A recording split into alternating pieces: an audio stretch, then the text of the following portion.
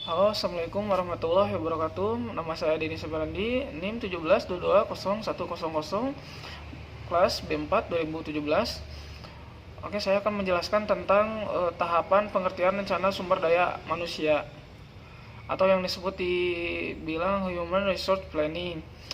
HRP adalah proses peramalan sistematis yang menghubungkan kebutuhan sumber daya manusia suatu organisasi dengan rencana strategisnya untuk memastikan bahwa kepegawaiannya memadai, berkualitas, dan cukup kompeten. Untuk mencapai tujuan organisasinya, perencanaan SDM menjadi elemen organisasi yang sangat penting untuk mempertahankan keunggulan kompetitif dan mengurangi pergantian karyawan. Perencanaan sumber daya manusia ini juga dapat membantu perusahaan untuk menemukan jumlah orang yang tepat pada waktu dan tepat yang untuk melakukan tugas-tugas yang dibutuhkan oleh perusahaan tersebut. Oke, untuk tahapan perencanaan sumber daya manusia, satu, untuk menganalisis tujuan organisasi. Untuk menganalisis tujuan organisasi ini, tahap pertama dalam perencanaan SDM adalah menganalisis tujuan yang ingin dicapai oleh organisasinya. Tujuan organisasi ini di sini dapat diurai menjadi tujuan yang lebih fokus pada tujuan yang ingin dicapai oleh unit kerja atau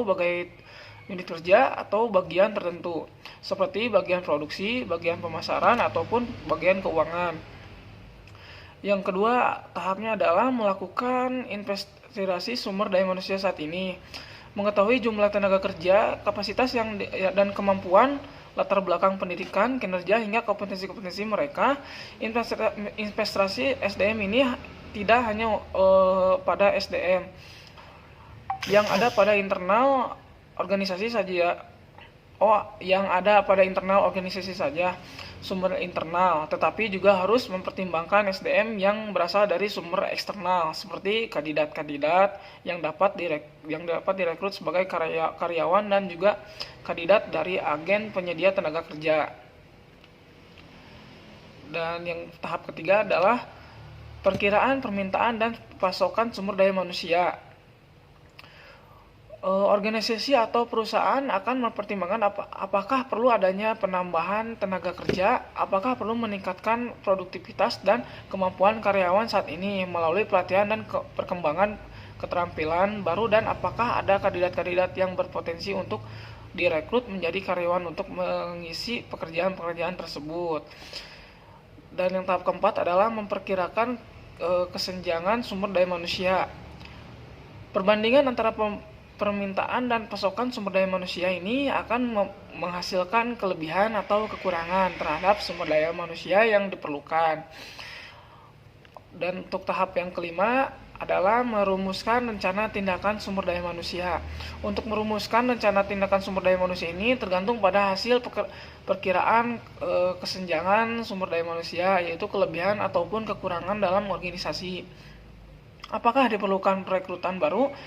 Pelatihan ini mutasi atau transfer antar departemen atau berhubungan dengan manajemen, bahkan pemutusan hubungan kerja dari PHK atau dibilang PHK.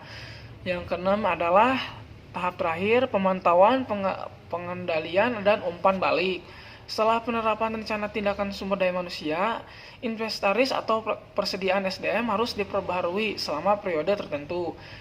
Dan rencana aksi ini harus dipantau dengan mengidentifikasikan kelemahan-kelemahannya untuk diambil tindakannya selanjutnya. Perbandingan antara rencana sumber daya manusia dengan penerapan aktual harus dilakukan untuk memastikan tindakan sesuai dengan persediaan jumlah karyawannya yang diperlukan untuk berbagai pekerjaan atau di bidang metode pada organisasi yang bersangkutan. Oke, saya sudah menjelaskan tentang tahapan sumber daya manusia dan penjelasan yang sumber daya manusia dan tahapan-tahapannya.